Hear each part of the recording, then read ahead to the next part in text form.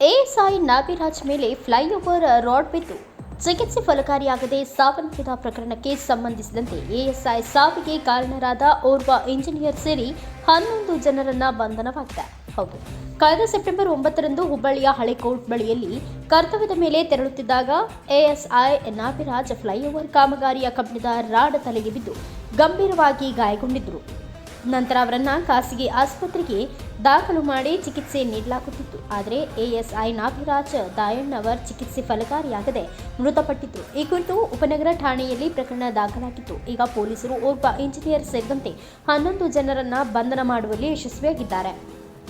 ಹರ್ಷ, ಜಿತೇಂದ್ರ ಪಾಲ್, ಶರ್ಮಾ, ಭೂಪೇಂದ್ರ ಪಾಲ್, ಮೊಹಮ್ಮದ್ ಇಮಾದೂರು, ಅಸ್ಲಂ ಅಲಿ, ಮೊಹಮ್ಮದ್ ಮಸೂದರ್ ರೆಹಮಾನ್, ಸಬೀಬ್ ಶೇಖ್, ರಿಯಾಜುಲ್ಲಾ ಹಕ್, ಶಮೀಮ್ ಶೇಖ್, ಮೊಹಮ್ಮದ್ ಆರಿಫ್, ಮೊಹಮ್ಮದ್ ರಫೀಉಲ್ ಹಕ್ ಬಂಧಿತ ಆರೋಪಿಗಳಾಗಿದ್ದಾರೆ. ಈ ಕುರಿತು ಉಪನಗರ ಠಾಣೆಯಲ್ಲಿ ಪ್ರಕರಣ ದಾಖಲಾಗಿದೆ. ಸಂತೋಷ್ ಮಿದಾರ್, ಕನ್ನಡ ಜನಶ್ರೀ ನ್ಯೂಸ್, ಹುಬ್ಬಳ್ಳಿ. ಪ್ರತಿ ಜಿಲ್ಲೆಯ ಸುದ್ದಿಗಳನ್ನು ವೀಕ್ಷಿಸಲು ಹಿಂದೆ ಕನ್ನಡ ಜನಶ್ರೀ ನ್ಯೂಸ್ ಆಪ್ ಅನ್ನು ಡೌನ್ಲೋಡ್ ಮಾಡಿಕೊಳ್ಳಿ.